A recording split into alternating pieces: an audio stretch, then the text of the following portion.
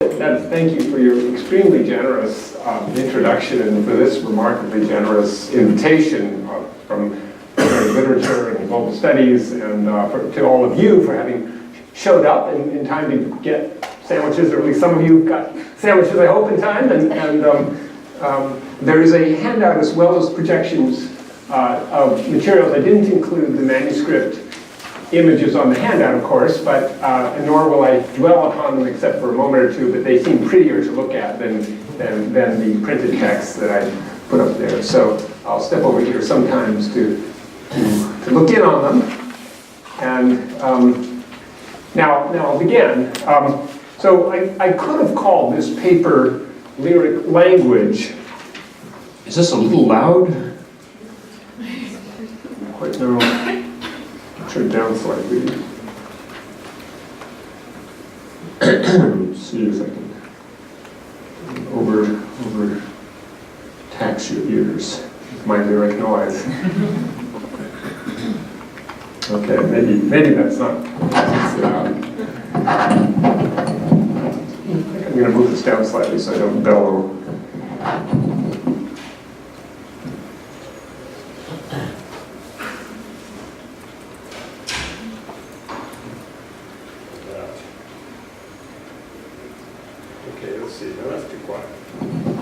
There, how's that? That seems a little closer. Is that right?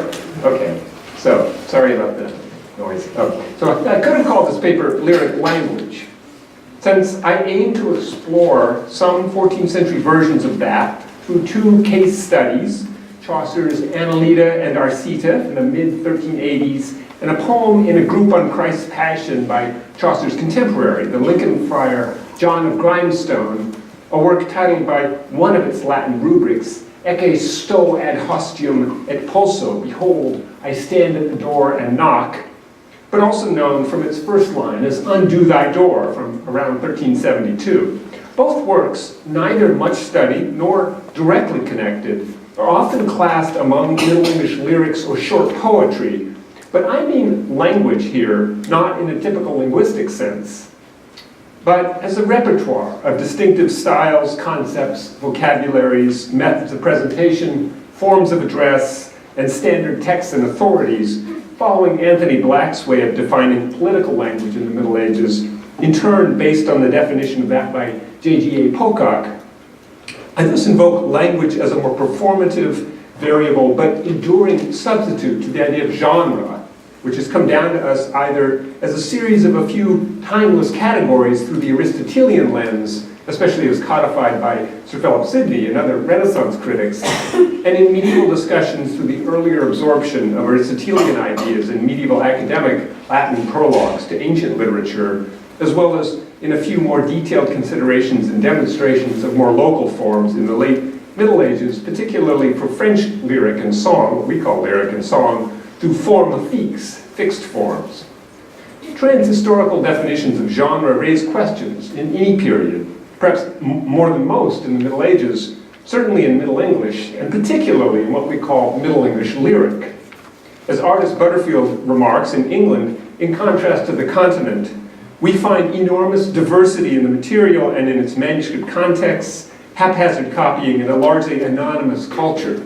Lyrics in English were not collected, except sporadically until the 15th century, and there's no explicit articulation of a poetics or aesthetic of lyric. Exploring what she calls this quagmire of verse requires attending to, quote, clusters of myriad smaller elements that then combine and recombine in new forms and contexts, whose complex, quote, multilinear paths pass through particular stages that are usually presented in anthologies as independent art lyrics. End quote. Tracing those paths, Butterfield proposes, can revise our understanding of form into a process by which, quote, unthought, assumed features come into being and propel certain written realizations, end quote. Butterfield's views presume, and her larger study of French and English literary overlap, familiar enemies, makes explicit the movement between languages in the modern linguistic sense. I intend to follow that movement into non-literary as well as literary realms in order to subdivide some of its pathways through affective and social connections that are essential to even such works' basic figural efficacy. For this, the term language, as I use it, has certain advantages over that other Aristotelian relic, form, however understood. Language highlights interactions between competing kinds of performed discourse, just as it involves wider cultural arenas and the principle of making meaning by marking differences.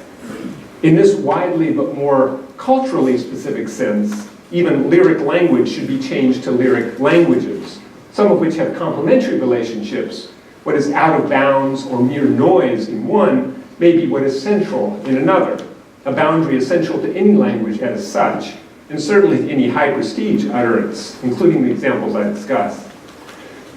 Linguistic structures are crucial to some modern lyric theory, but not as many as you might think, given the linguistic turn in literary and other disciplines, and invariably held to recognize literary genealogies and the constraints of our own prevailing but often unstated notion of fixed forms, especially the idea of lyric as stable, isolable, short, and somehow figurally self-sufficient. Jonathan Culler's recent Theory of the Lyric from 2015, in many ways quite congenial to medieval materials, though it barely considers them, distinguishes lyric from other genres by, among other things, an almost pure emphasis on the agency of figural language rather than human beings, and on what he calls the scandal of tropes, such as apostrophe, that create obviously fictional or personified addressees, as well as on suspended lyric time and disruptions of mimesis or narrative, rejecting critical approaches to reading lyric, as Culler tartly says, like a mini novel. You have to go back a ways to find another study, at least not by Culler, so thoroughly dedicated to the tropological and linguistic approach to defining lyric. One was Joel Feynman's Shakespeare's Perjured Eye, in 1986, which examines how what Feynman takes to be the visual and mimetic orientation of traditional Petrarchan poetry of praise, idealizing likeness, the I part, was given a linguistic orientation by Shakespeare, making dubious the mimetic equivalence between word and thing, or language and self, self being the part perjured by language.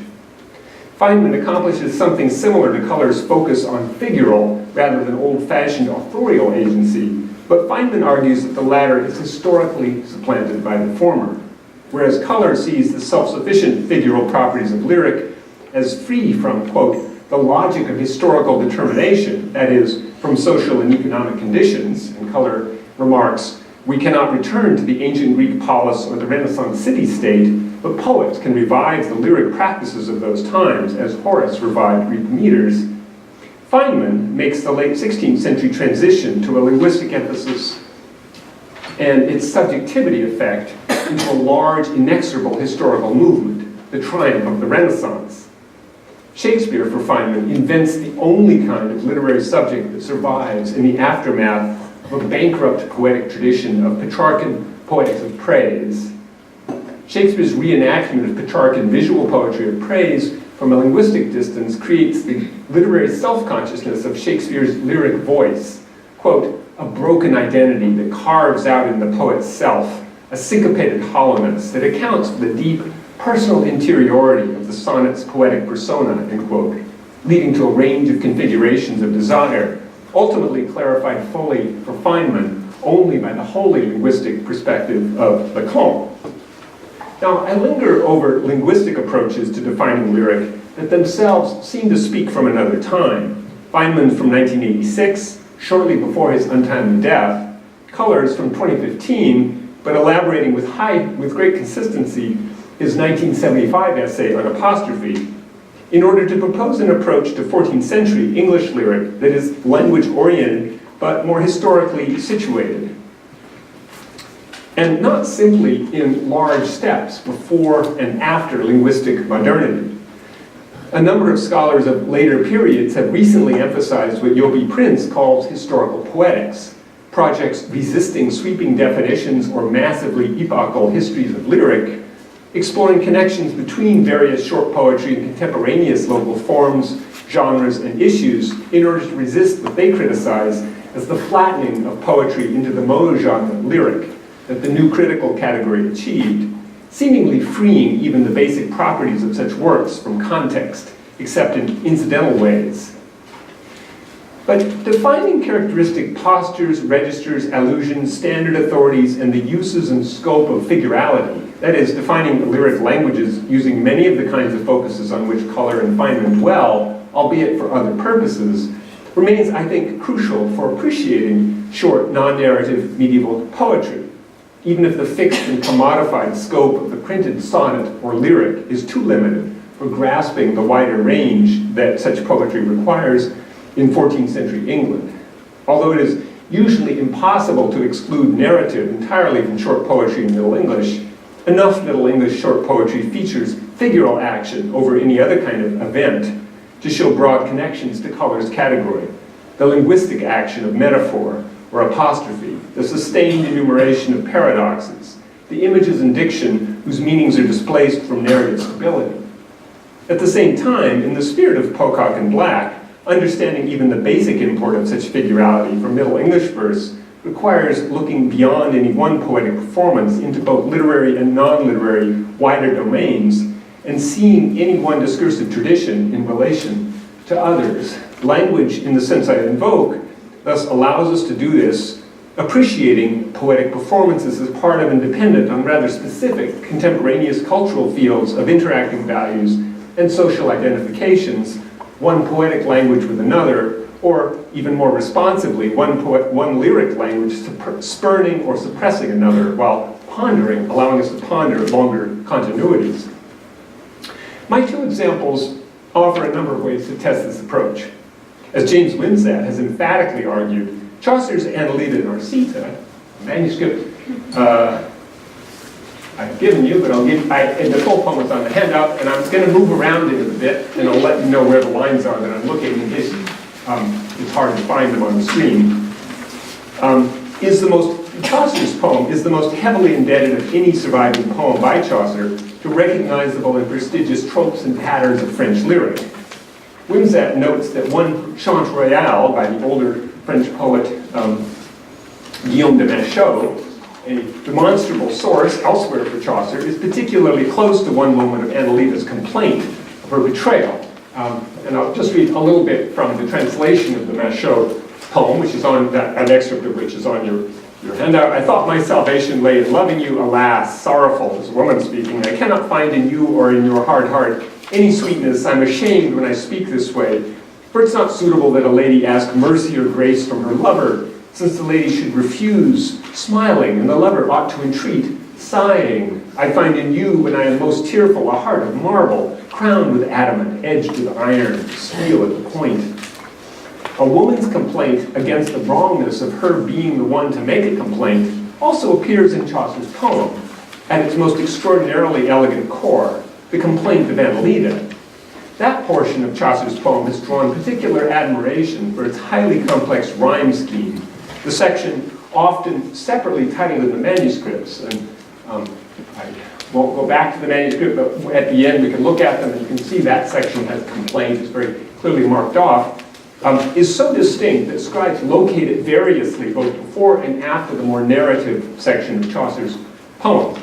So the passage that's similar to the Machaut starts at lines 299, and I'll just glance at that and return to it more fully later. One more page. With the bottom marked here in red, shall he cry, and why the woman hated, nay, rather death than do so fool a data, and that's a mercy guiltless, what nada, and if he pline, what leaf that he laida, you reck it not, that knowe ye out of trada, and if he unto you mean owe this beda, for mean excuse a scorn shall be me made, your cheer floureth, but it will not say, for long ago ye ought have taken heed. Such parallels go some ways towards supporting Wimsatt's view that mid-century French lyrics in forme fixe, with their complex rhymes and refrains, are the crucial language not only of Chaucer's short poems like Annalita and Narcita, whose rhymes and mirrored stanza structures are, quote, more complex than any other verse in Chaucer, but also the more narrative Troilus, where Wimsatt finds quote, 56 developed lyric passages amounting to 1,532 lines out of 8,228, essentially non-narrative, which might, he says, with moderate alteration be made into separate lyrics, closely related to the form fixe. There is a history and context to this. Winzet, I think, plausibly dates a wave of French models for the cultural invasion, he calls it, of London by French nobility in 1356. That is, when the captured French king Jean II began several years of elegant confinement, including a voluntary return shortly before his death in 1365. I can add that this invasion was also an inside job, predating Jean's capture. Edward III's mother, Queen Isabella, the daughter, sister, and cousin of several kings of France, and the widow, some thought murderess, of Edward II, lived for decades in her Essex castle and London palace until her death in 1358. Isabella's account book documents her loans of French minstrels and French romances to her cousin Jean when he arrived in London. Isabel's account book even mentions her sending her personal minstrel, Walter Hurt, to London to teach minstrelsy there in 1357 and 8. During Lent, when the Dowager presumably was abstaining from poetic pleasure. This seemed intended to foster a renaissance of proper French chant and ballade in London's vernacular culture just during the young adulthood of Chaucer and, of course, other English poets such as John Gower, whose 30,000 lines in French verse include a series of ballades. Surely that decorum governs Chaucer's opening invocation to Paulinia, muse of sacred song and memory. And here, I'll look at the opening of the poem, not quite the opening, on Parnasso, that with the Sustras glada, from line 16 and following, the Elikon, not fair from Kyria, sing us with voice memorial in the Shada, under the laurel which that minot fada, and do that he ship to haven winna. First follow Istasa, and after him Corinna. We can note the Gallic inversions of noun and adjective and the classicizing style so common among French poets, but with the unique exceptions of Chaucer and Gower, no English poets in this period. But what the emphasis on this French cultural invasion do not capture are the outsides, the poetic and other kinds of discursive language proximate to Chaucer's poem in England, which are drawn into his poem in a way that makes them non- or even anti-lyric, resisting the controlled diction and social postures of the French lyric style and pattern. I don't mean simply Chaucer's use of a quasi-station narrative of the fall of Thebes, this old story, Lachen which Finda, that serves as the story that frames Annalida's complaint. Such narrative framing points to the idea of an outside to lyric complaint, but one still within specified high-prestige literary lineages. Chaucer certainly names and exploits those lineages, but generalizes them into ways of speaking poetry, sub-languages of his poem. The station stretch of Chaucer's Annalida is actually as told by Boccaccio's Teseda, since it is Boccaccio following Statius who features Arcita, whereas Chaucer, out-Boccacccioing Boccaccio, further elaborates Arcita into a heartless betrayer of Annalida, Queen of Armenia, presumably shortly before Arcita encounters Emilia in Boccaccio's poem, a story Chaucer in turn takes up as the Knight's Tale. So too Chaucer invokes, but out-Ovids, Ovid, by framing Annalida's complaint as a Heroides letter of a betrayed woman with her own hand as Shiganacrita. Following Statius or Ovid in these ways shows Chaucer self-consciously taking up two distinct poetic languages. First, follow Istasa, and after him, Corinna. Some there. Whereas following Stasa means adopting Boccaccio's use of the epic language of Statius, I understand following Corinna to refer to elaborating Ovidian lyric by way of Ovid's mistress Corinna of the Amores, who's thus made founder of Annalida's language of women, complaining in letters, as if Ovid's lover were the true author of the Heroides, lamenting her betrayal like the rest of Ovid's jilted women. But what's truly outside the lyric languages of Annalida and Arcita that are so carefully framed, labeled, and followed is indicated by passages describing Arcita's false efforts to play the role of courtly lover against Annalida's bottomless desire to possess him fully, a pure union without barriers, the epitome of the language of love lyric from which Arcita recoils. Chaucer makes us aware from the outset that Annalida has given too much, as shown by her obsessive need to keep Arcita in eyesight at all times, making her love for him a kind of humiliating and clinging masochism at its origin. Here, lines 92 and following.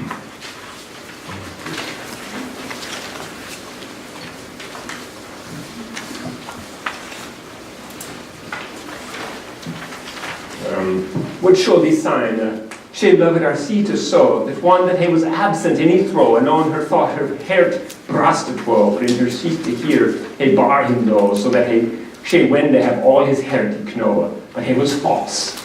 It nas but fine chair, as needeth not to men such crafty to lear. In plot, the last lines are proleptic. Arsita is not false indeed. Annalita's self-abasement and self-disclosure are so complete, though, that no posture Arsita adopts as a lover can adequately reciprocate.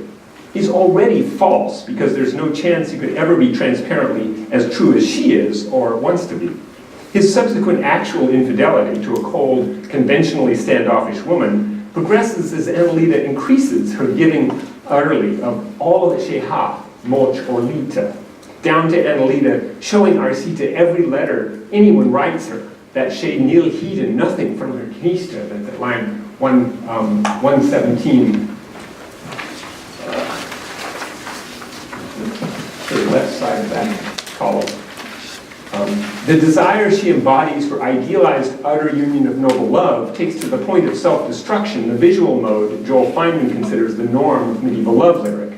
The language of that ideal courtly union becomes in Annalita a pathology, in response to which Arsita becomes the false, and the perjured self that Feynman dates to Shakespeare's sonnets. There's something new, I think, in Chaucer's dismantling of received lyric languages. Not even Mashow's subtle narratives make a lady's self-abasement the trigger for a knight's increasing cruelty. That process climaxes in Chaucer's poem when Arsita sadistically claims he must leave Annalita because she has betrayed him. His speech is assimilated to animal sounds, followed by Annalita's crumpling to the floor with almost nothing to say and no one to address. Both of those are elements of lyric tropes, but rendered into diction, suggesting a rupture, even in language's communicative functions. And so, at line 157, the part marked out, preach as an horse, this is Arsita, that can both beat and pline, he bar her on hand of treacheria, and swore he could her doubleness espia, and all was falseness that she to him meant. This swore this thief, and forth his why he went. A bit further, she weepeth, waileth, swooneth piteously, to ground to death she fallen as a stone. Krampus she saith, her limb as crooked lead. She spaketh as her wit were all agone, other colour than ashen hath she known. None other word spaketh she, moch or lita, but mercy, cruel Hertamina Arsita. Annalita's mercy enacts a well-worn troubadour model, men crying mercy to hard-hearted beloveds. But the echo only shows how far her language is from that tradition. Just look at Krampus's her limb as crookedly. So too, there is a pathetic parallel to lyric address in Annalita's final cry, since it is made to no one after Arsita has left. If for Northrop Frye, lyric ultimately derives from babble and doodle, Annalita, in Chaucer's most elegantly French-inspired poem, awkwardly regresses to lyric's inarticulate origins. What's ugly and noisy in this unraveling of poetic languages of love indicates not simply Chaucer's status as an informed but witty outsider to the Frenchified courtly world, or even a premature member of Renaissance lyric poets, a role sometimes forced upon him, especially by Renaissance scholars. Rather, amid the period's discursive registers and languages more generally, this dismantling of lyric languages also shows abjection and self-fulfilling humiliation as mere noise, the true outside to the languages Chaucer invokes. Yet this is only half the picture for lyric languages in this period. Abjection and penance form the elaborately cultivated center of another simultaneous language of love and complaint. My example for this is Grindstone's Undo That Door. And this is, short poem. Which, though it has some evident currency in London, as well as Grindstone's Lincolnshire, speaks lyric far differently from Chaucer's Annalita, though in its own way equally innovatively. Grindstone's figural action relies far less on what we would consider literary tradition than on the allusions, roles, and even sounds of religious ritual and practice echoing well beyond his poem, including sounds and roles elided, silenced by the Reformation. Grindstone's scene and phrasing are shared by some close poetic analogues and were adopted as the climax of a strange early 16th century romance printed in London called The Squire of Low Degree, but in the first edition called Undo Your Door.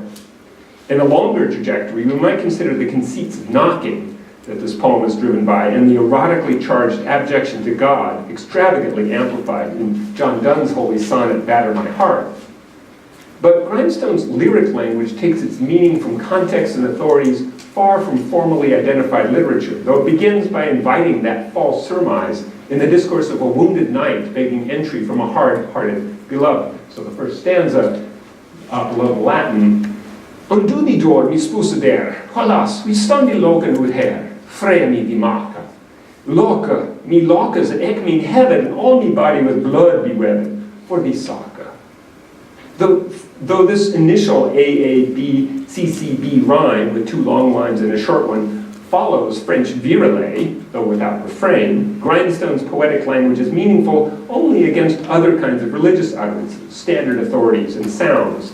First of those is the erotic lament of one seeking a vanished beloved in the Song of Songs, a line of which is quoted in Latin as part of the title of Grindstone's poem. Top of you see, my head is drenched with dew. Other language in that passion lyric by Grindstone derives and perhaps participates in ritual and liturgy.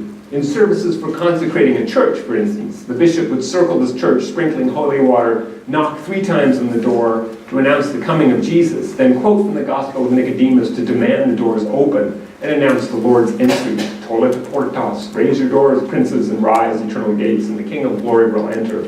Whereupon a clerk hidden in the church opens the door and rushes out, like the patriarchs and prophets who died before the incarnation, released from hell. 14th and 15th century Easter liturgy that enacted the harrowing of hell often required the priest or bishop to seize a crucifix and knock with it on the door of an altar space, asking clerics or nuns within to open. At Barking Abbey outside London in the 1360s and 70s, Abbess Catherine Sutton redefined the Easter liturgy to include pouring actual wine and oil over the effigy of Jesus, whereupon the priest, representing, well, the person of Christ, takes the cross and pounds on the chapel door 3 times, crying in a loud voice, "Open the doors," representing the breaking of the doors of hell.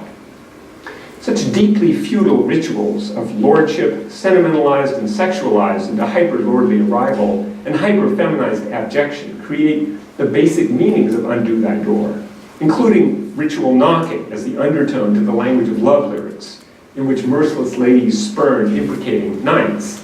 Chivalric narrative is invoked but interrupted, whereby the speaker's identity is made shimmeringly unstable. Who encounters whom shifts rapidly in gender and number in Grindstone's poem, concluding the poem with the words of an ungendered confessant, whose abjection before God, the physically absent addressee, merges individual penitent with the community. The stanzas that follow, the sinner responds, "Alas, alas, evil have ye sped, for sin Jesu is from me fed. Me true affair, withouten me gate he stand alone, sorrowfully he maketh his moan on his manner. Ideo, therefore, Lord, for sin he sick a sore, for if and he will no more, with all me meest sin he forsaka, and opene mine hert they into taka. For thine hert is cloven ur love to catchen, thee sweet love to haben in mende. Pierce mine hert with thee lovinge, that I they have me dwellinge. Amen. Interweaving plural with personal pronouns, our leave, mine heart, the lament is addressed no longer by a lady to a knight, but by a universalized peccator to an absent God, voicing but sublimating the language of erotic longing and abjection. A hint of love poetry's language is invoked when the wounded knight makes his moan on his manera. On his manera implies a distinctive style, type, emotional tone. This language, however, is transected, hollowed out by the Passion liturgy, by the Song of Songs subtext, and by the representative confessional lament, all making the poem's speaker into a mobile and vociferous voice, whose self-disintegration is in fact the necessary condition of collective redemption, a plea for which the poem becomes. The 2 poems I draw together speak some similar forms of lyric, especially emphases on addressing an impossible or absent addressee, the instability of selfhood, the emphasis on the actions of figural over narrative event. But in their achievements of those, the poems are both diametrically and dialectically opposed, silent linguistic partners that reinterpret the elements of the other. It would be a mistake to treat them simply as 2 crossovers, smoothly merging religious and secular languages, just as it would be to treat them as displaying transhistorical properties of lyric as a single, self-sufficient, and isolable genre. Annalita in our seat presents abjection, self-created humiliation, and abandonment as noise outside its diction and prestigious languages of love. Undo Thy Door transforms erotic complaint into self-disintegration in a different way, though closing with a piercing of the heart that might have come straight from Annalita's complaint that her heart is thrilled with the point of remembrance. Abandonment, rejection, and reverential humiliation are meaningful idioms in Undo Thy Door. Chivalric appeal, on the other hand, is background to be sampled and disintegrated, ruptured by the unrepresented knocking that carries at least as much meaning as verbal discourse in this period. Both works' lyric languages require long and wide discursive and social realms to produce their meanings, but each establishes a necessary context for the other. The lyric language of each is possible only against the noise of the other. Thanks.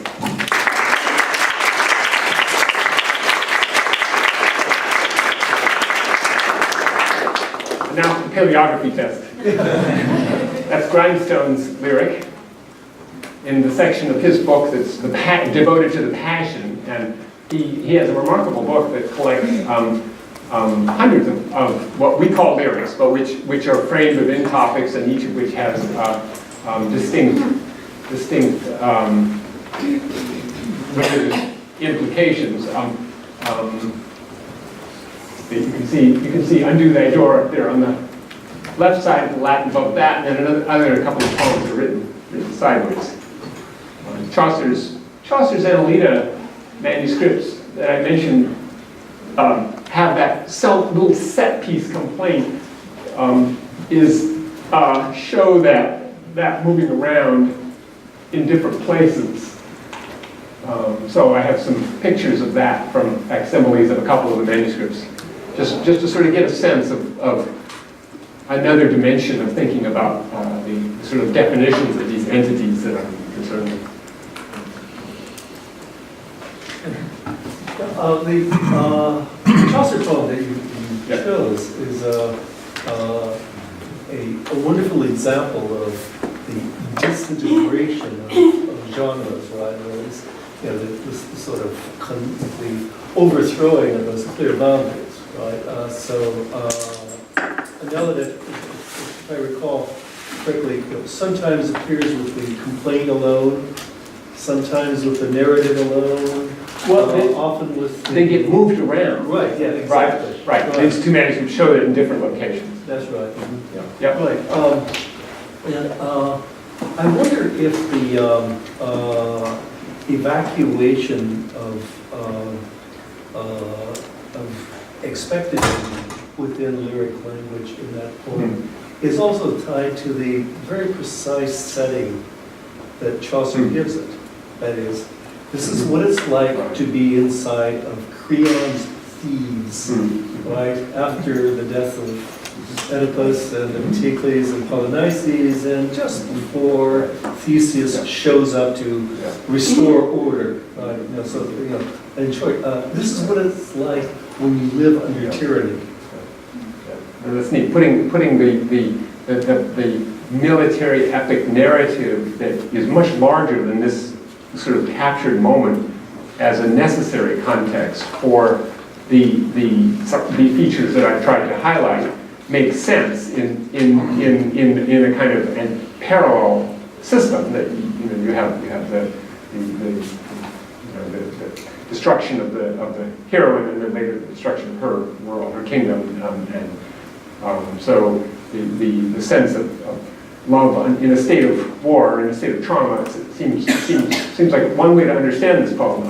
It does hang. It's a very strange work, and it doesn't have a kind of framing explicitly like that in the way that, for example, Chaucer frames something like lyric in Troilus and Cressida, where they do seem to have relationships, the kinds of lyrics spoken to these political and military circumstances, or to the kind of love pursued, the failures of love, etc. Whereas here, you have to come up with some way to talk about what's going on with this poem. Is this just Chaucer doing some strange experiment with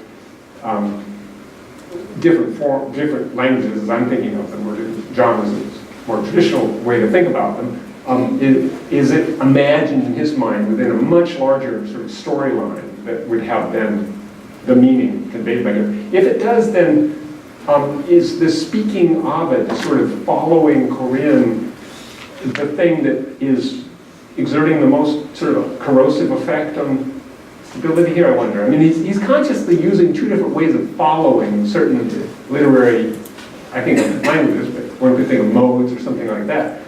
And that seems like a conscious element of this too. That at least is conscious in this poem, working those two ways of talking lyric. This isn't my field, so... Good, thanks. Thank you. Please take your apology as beforehand. But I'm interested in the kind of, not so much the theology as the politics of it, so that you have the woman becoming so abject that she turns any lover into a parody, or a liar is the most generous word, and a parody otherwise.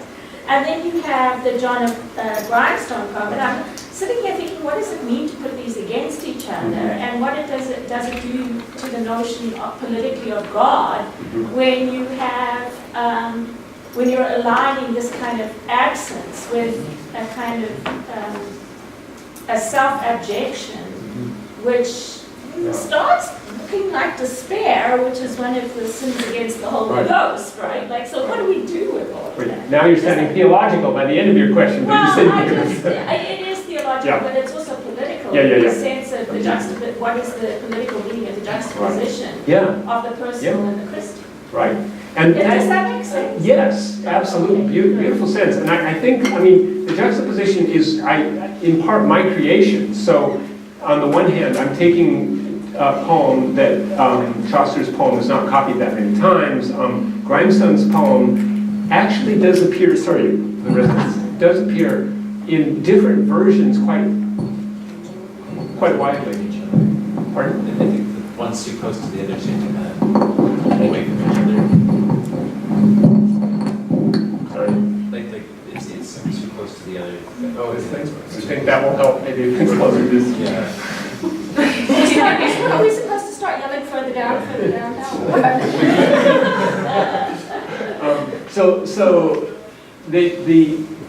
But I think there is a justification because of the currency, particularly of the religious lyric in London, and his work, we know Grindstone's work was somehow in London because there was a romance later that clearly uses it from London. And in general, that posture and those kinds of tropes, I think, are very widely disseminated, whereas Chaucer does seem a bit more like the outsider or the innovator in that, and he puts the despair angle on this abjection, and that seems like a different move. Though he's drawing in turn on a tradition of a kind of love lyric that Michaud is showing of women being destroyed. Chaucer's bringing that into a kind of enabled self-destruction somehow that's much more complicated and involved. And so, I mean, I appreciate that you're putting the two kinds of abjection together, as I was trying to do, to say these are in some kind of economic or some kind of relationship to one another. They do interpret one another. And it's a bit... I just feel like there's a gender politics that's really interesting. And a theological edge to it, as well as the political edge to it, if you include sort of, despair as part of the theological main, which I think the sin against the Holy Ghost. Sure, right? That's a Thank you. issue, but thank you for putting it that way. Grindstone's poem, which I have not seen before, so thank you, is more evidently in conversation with Latin than the Chaucer text is. And how is that operating in the particular time and context that we're looking at? Good. I mean, I'd love to hear your thoughts on that. Yes, Grindstone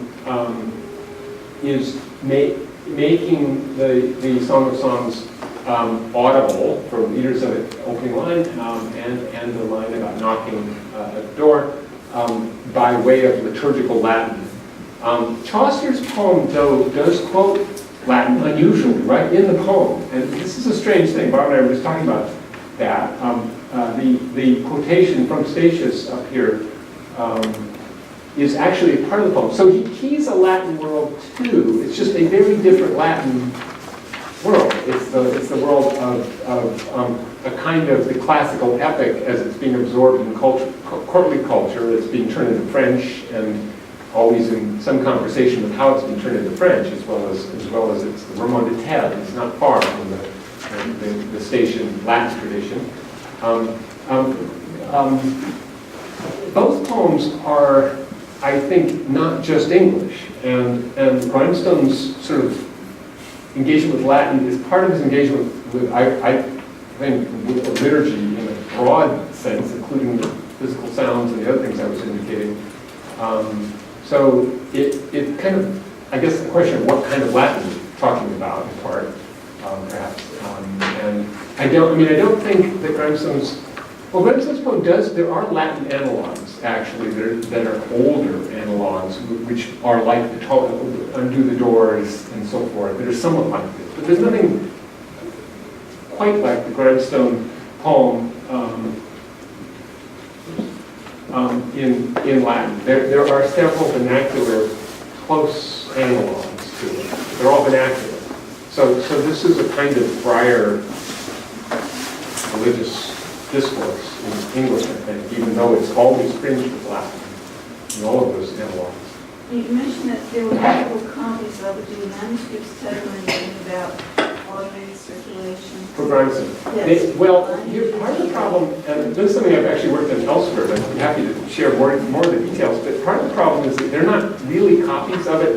They use some of the same tropes in Undo Thy Door, and then a confession, but sometimes they reverse that, the same way the complaints get swapped around, and they are all Franciscan, and they appear in various kinds of Franciscan commonplace books. He has the most complete one by far, and the most artistically complicated one. I think he's got kind of a three-ring circus going within this poem. The other ones are much shorter. There's one in a Yale manuscript that's very short, and just slightly generalizes it more. It doesn't give you the night, but it has many of the same lines. So there are different versions of it around there, but his is the most sort of complete one. And his is also the most unusual as a collection of many other English lyrics woven into discussions of topics in his Latin commonplace book.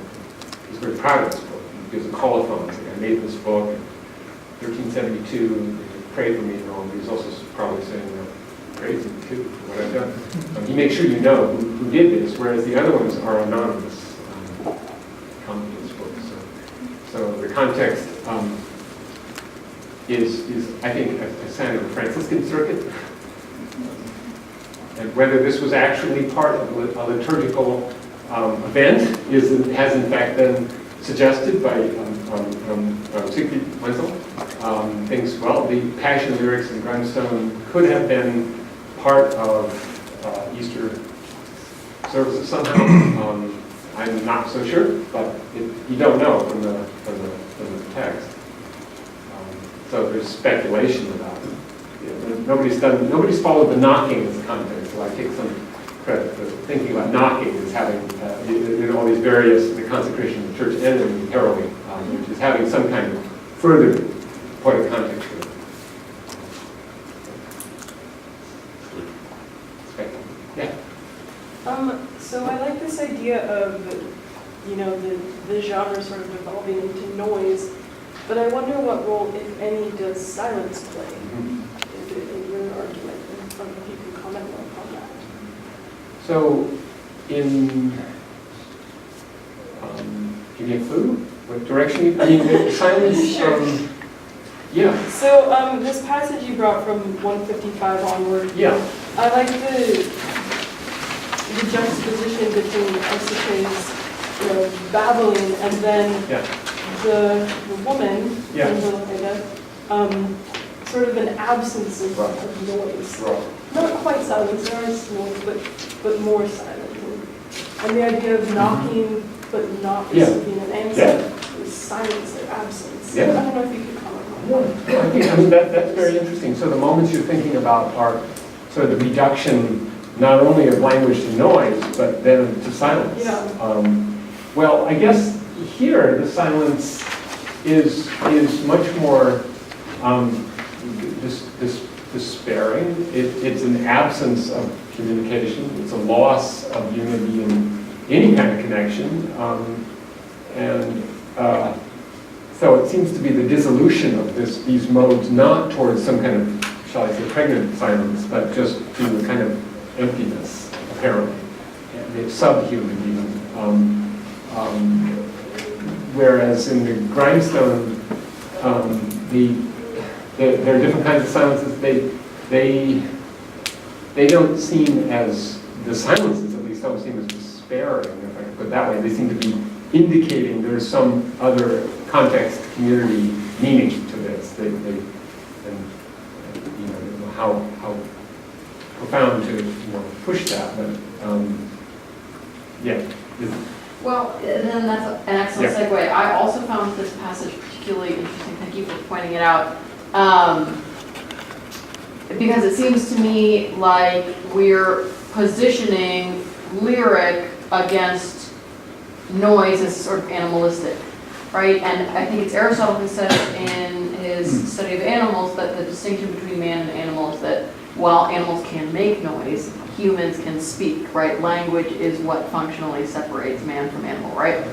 And we see other medieval texts that seem deeply concerned with the moment when speech stops, right? Or language stops. I think about the interruption of noise and Arcite as animalistic in that scene, interrupting into this lyric mode. And in that vein, and thinking about the suppression, right, of the knocking as lyric as a way of suppressing the noise, right? But as a follow-up to that thought, I was wondering if you could talk a little bit more about why lyric is the particular genre or form that combats noise and structurelessness. Like, what is it about lyric rather than romance or epic or any other type of language that is fitting to combat that sort of dissolution of language and structure? I think you put it in a very intriguing way, because I'm the one importing the word lyric and thereby importing thought about that. But if you take the premise that, well, there is some modality that's more emphasizing figural action than narrative, mimetic action, and that at certain concentrated elements that produces something where the language is is what is happening. Language is the event. Then silence becomes not merely the pause of a mimetic statement, but an actual pause of anything. And if you're loading language with all of the action, then to have it break down is a real crisis. And then to have it be silenced completely is a crisis. So I guess it does seem important to think about. That's really interesting. I hadn't pondered. You make it sound so smart when you put it this way, but it is quite interesting how these push up. These, in a sense, bring out the significance of what the language is doing elsewhere by showing its incapacity at these points. Whereas with a romance, you can always change scenes. Okay, it's quiet for a minute, but well, there'll be something else. And it's not like, well, existence has stopped because there's a story here that we're going to, get to. It's not just what the poetic figures are sort of creating out of it. So you could kind of overdo this, I think, in the sense that I think Color overdoes, well, not overdoes, but he seizes on a rather self-fulfilling definition of lyric, that having sort of already chosen the examples, he then proceeds to define the properties, and that's lyric. Well, you already chose the examples that you're then defining in order to name, and so there's that means you leave out the cases where particularly Middle English writings slide in and out of this kind of whatever, language, mode, what have you. And yet, I think with Chaucer, you're really close to something that is quite concentrated in these ways. And I think Gower as well, actually. And not too many other English writers, but Grindstone is doing it a different way. So it's hard to just, I don't quite want to just say, well, color is absolutely right, in which case we really should leave behind Middle English and just move on to Shakespeare. Yeah. So my question actually has more to do with Jonathan Coller's idea of the lyric, particularly the apostrophe. Mm-hmm. So so his emphasis on the figural and the non-mimetic and the breaking up of the narrative time of the apostrophe as a mode of address. I find it interesting that when you juxtapose these two poems together and thinking of them as forming context with each other, I'm wondering whether one could argue that this kind of figural nature of the lyric and the mimetic sort of mode of narrative actually become context to each other. The reason that I say that is because I'm sort of desperately trying to use Jonathan Coller's theory of the apostrophe in the context of a Chinese short story written in the early 20th century, which has very strong lyrical tendencies, but it has a story. So I feel like I need to justify that it's not a poem, but it does have apostrophe, but it has strong lyrical attention. It doesn't sort of completely become figural, and it has a contextual embeddedness. No, I think that this is something that one, I think, is often drawn to do with the theory of the lyrics, to think, well, there's lots of works that have a lot of these, and then is his project to sort of identify lyric, or is it just to sort of take things that identified as lyric and then to sort of say, okay, what's in these?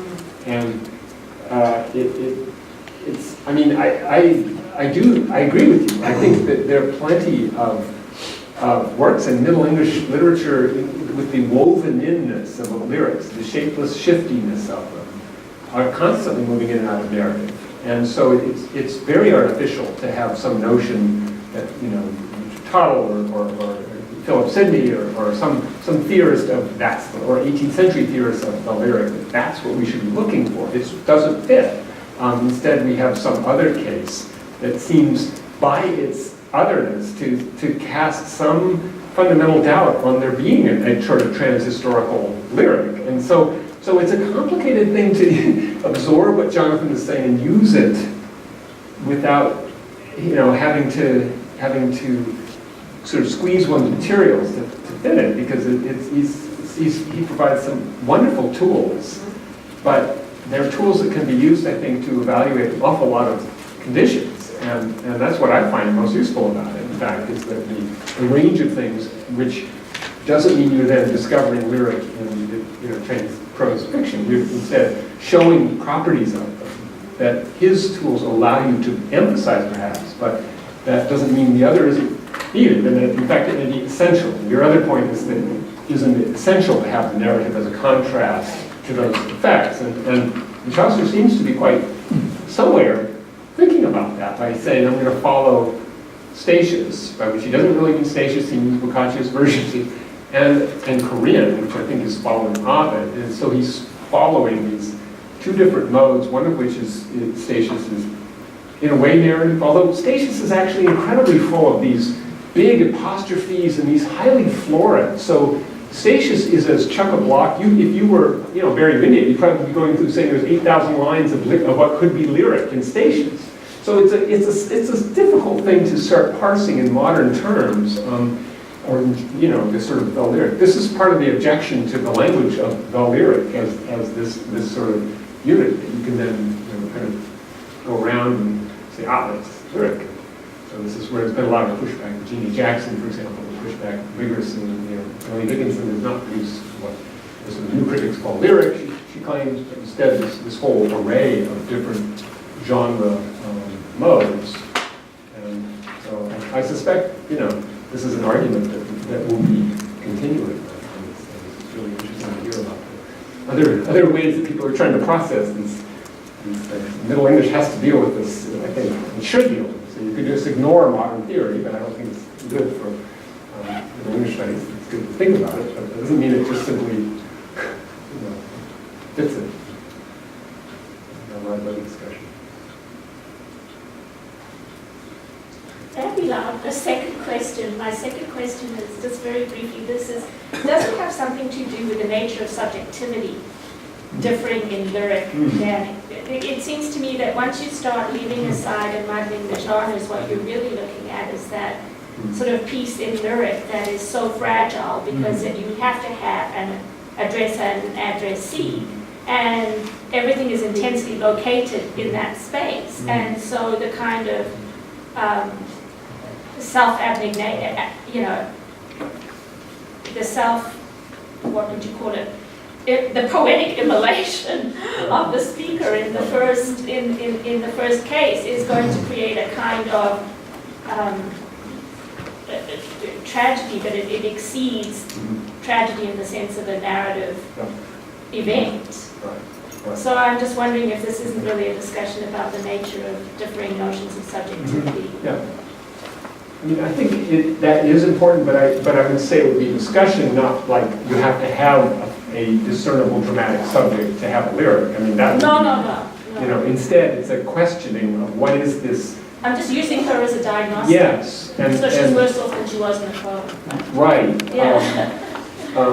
And I mean, there is this tradition of lyric theory that does have this sort of overhearing this dramatic dialogue, but I think color, for example, is very good at pushing back against that and saying, well, you don't really have a kind of human agency that's expressing all of this. What you really have are these figures of language that we should be focusing on, and that actually helps for reading things where subjectivity is not, Jonathan Swift or Wordsworth or something.